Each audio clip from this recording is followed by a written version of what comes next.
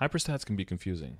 Let me explain to you how you can set these up properly so you can get all the value out of your hard-earned levels.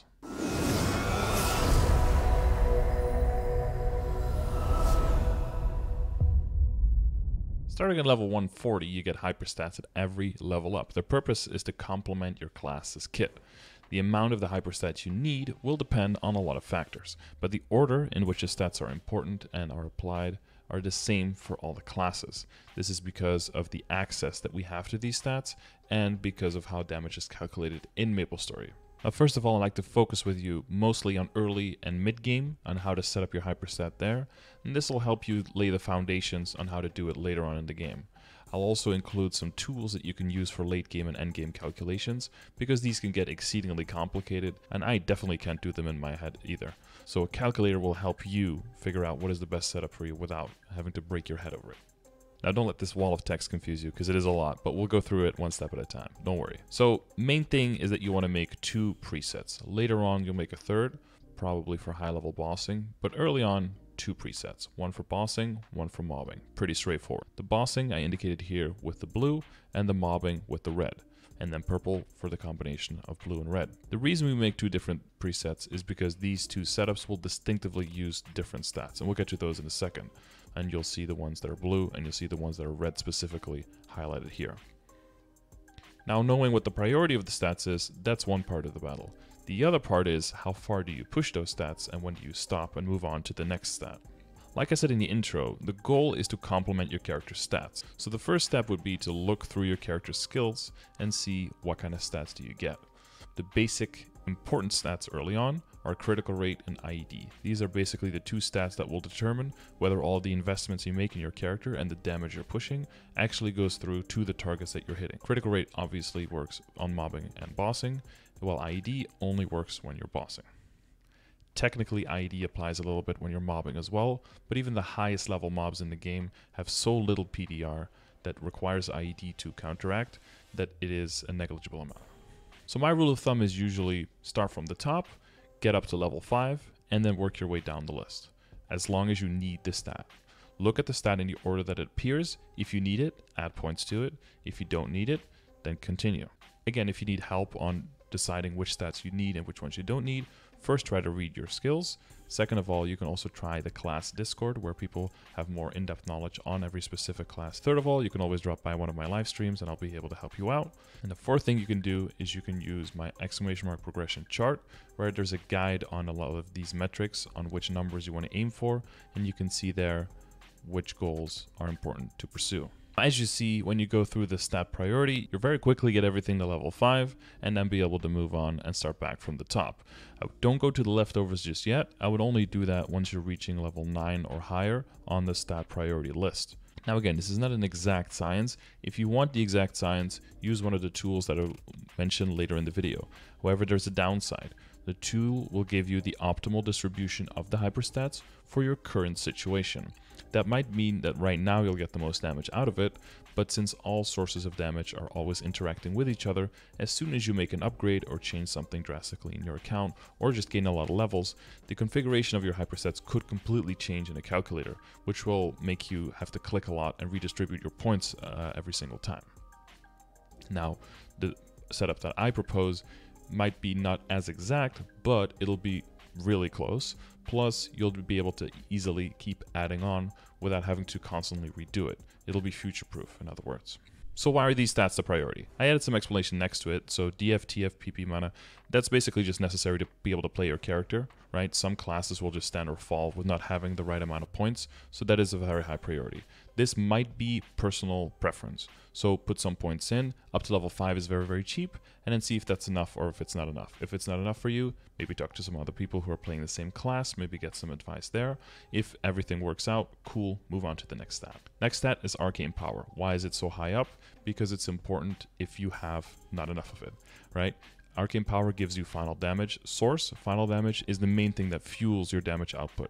So if you can hit the next benchmark, 10%, 30%, or 50% above the requirement of the target, that will give you extra final damage. This is also where the third preset sometimes comes in. Sometimes it comes in conjunction with event buffs.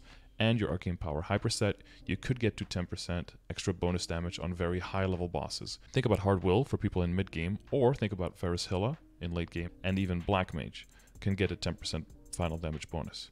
Then we get to IED, which is not technically a final damage multiplier, but is a final damage penalty nullifier, which is kind of the same.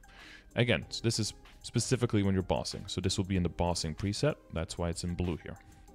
If you want to get some more information on IED, you can always check my IED command in my Twitch chat, where I explain how it works, why you want it, why it's very important early on, and how it increases the efficiency of all of the upgrades you make on your character. Then we get to crit rate right after that. Why? Because crit rate is the gatekeeper for crit damage, and crit damage is a final damage multiplier on your critical hits. Now, critical damage is additive within its own clump of final damage, but because for most of the game you have a very low amount of sources for it, and it stays a relatively low amount, it's imperative to stack it as high as you can.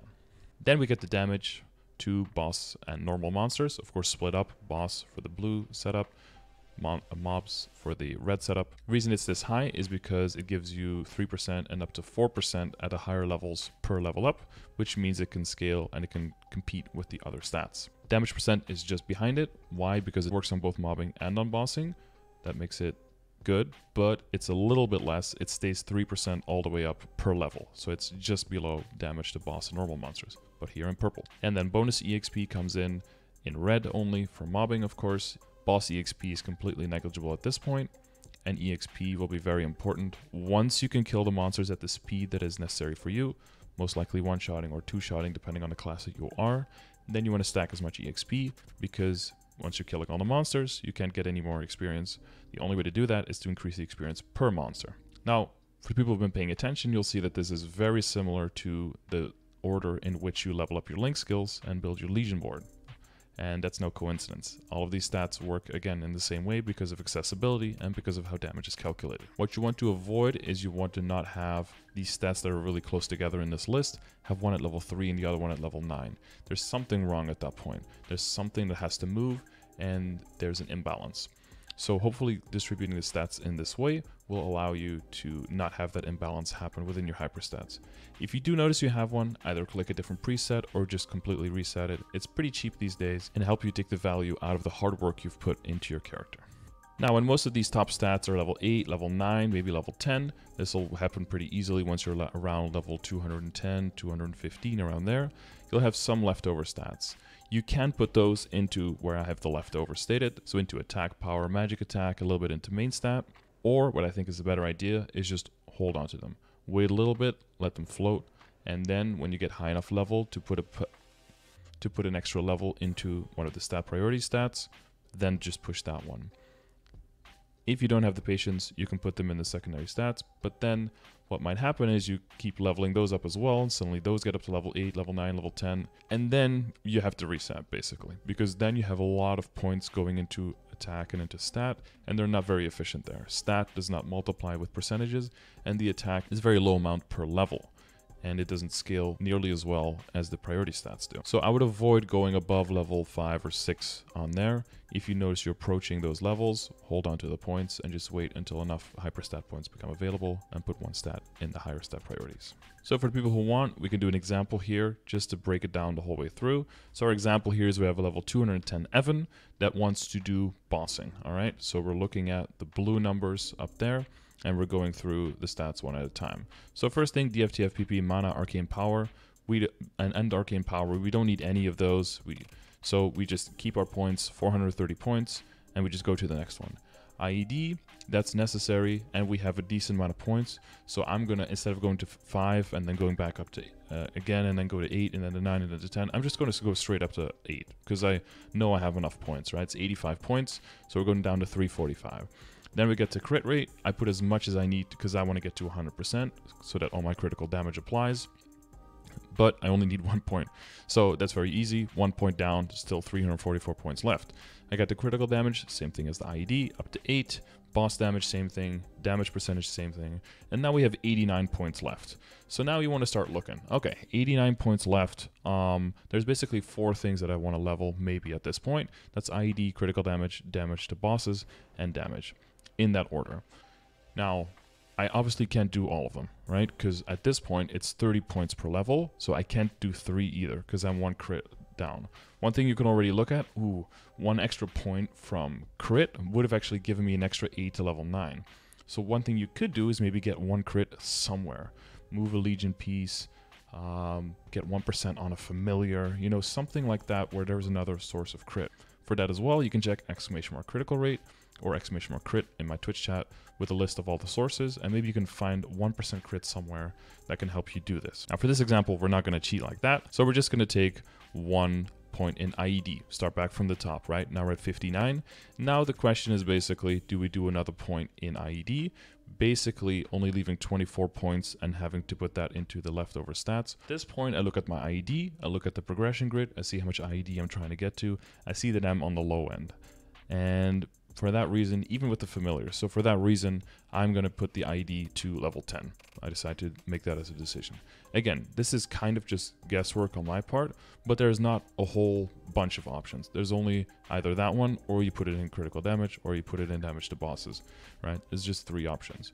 You could try all 3, do battle analyses, compare all of those, but the thing is, they'll all be really close.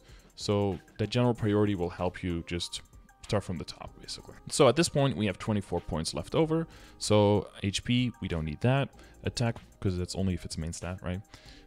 Attack, power, magic attack. I cannot get to level 5, so I get it to level 4, which leaves us with 9 points. Then main stat, I can get it to level 4, so I get it to level 3, which leaves us with 2 points, which means I can put 1 point in secondary stat and luck, and then we're left with 1 point. Now, because we're left with 1 point, I tried to look at some other options as well. And I found this other option that's pretty close, which instead of having 3, 1, 1, 8, 10, 8, 8, 4, instead going for 1 higher on boss damage and 1 lower in critical damage. Why you would want to do this, if you have a very big Legion and you comparatively have more critical damage coming from your Legion, then maybe having the extra 3% boss damage might be better than 1% critical damage, because the difference between, you know, 2 int and 3 int, that's negligible at this point. With everything that's going on in the character, again, this is flat amount, doesn't get multiplied. This is very, very, very close, right? So this is another option. Again, I think if I would do a BA or something, I wouldn't even notice a difference, I don't think. However, if you were in a situation where you're going up to level 13 or 14, you know, in late game, well, end game basically, you are at that point, that's when you want to have a calculator do those maths for you, because it'll just be brain breaking if you try to figure that stuff out by yourself. For people who want to approximate a little bit closer what the actual effect is with the critical damage versus the damage, is you have a base damage of 100%, then you add the boss damage and the normal monster damage to that. That's your total damage percentage. For your critical damage, your base critical damage is 20 to 50%, so 35% on average on critical hits. You add your critical damage to that, that's your total critical damage. You know, whatever is the percentage of one versus the percentage of the other, whichever is the biggest relative percentage of how much you already have will increase your final damage by the most. If you want to approximate it a little bit more closely, not quite calculator level, but also not quite, I'm just going to click whatever and be done with hit level. So if you're in a more complicated situation, you're in the late game, so past 245, past 250, around 255, around that area where there's a lot of clicking going on, maybe too much that you want to figure out, you can use Brendan May's calculator. It's pretty good. One point of information there is make sure that you get your critical rate to 100% by yourself. Again, class differences may apply, so make sure that you know how your class works and how you get your critical rate, because I've had a lot of people be a little bit confused about this one, but that critical rate isn't in there when it's so important. So this starts with base 100% critical rate, so do that yourself, which, you know, from my own method that I just gave you, critical rate is very high up there, and hopefully I explained thoroughly why it's so important. And then if you're really getting into the end game, 270 plus, 275, 280, and there's just so many stats and so many permutations and possibilities. The MetaCal calculator has absolutely everything that you can put in. It's a lot of work, but it is worth it, because like I said, at that point, it will give you the best setup for that specific scenario, but you're not going to be leveling that much anymore. You're not going to be making huge upgrades anymore, right? So it makes more sense to optimize it for that situation, because that is going to be your situation for a long time. So every stage of the game has its own ideal scenario where you want to deal with it, right? So early on, you can just use my method for any character. You'll always be really close to optimal. You'll be very flexible, and you'll learn that way as well how stats work, where they come from, and see more of the differences between the classes as you play them. Then as you start slowing down your leveling, you might just let a computer take over because it gets more complicated. And then once you're really done leveling and you're at the hyper end game, then you want to get all the possible value that you can get out of all the work you've put in your character. And then you want to trust a computer that is programmed properly to just tell you how to do it. Why would we do it ourselves, right? When we can program a computer to do it better for us. So yeah, with all that, I hope that you were able to move around your hyperstats a little bit. If you guys are going to use this video, it'd be really cool if you guys do some kind of battle analysis or whatever before you change your hyperstats based on the video, and then maybe do it again after and tell me about the differences that you saw. It would be cool to see that if you made some improvements based on that. If you want more in-depth and total account overview, I have a series on YouTube where I talk to people and do coaching sessions one-on-one. Looking over their hyperstats is one of the major things that I do, so maybe check that out if you're interested. And as always, thank you for watching the video, and I hope it was helpful.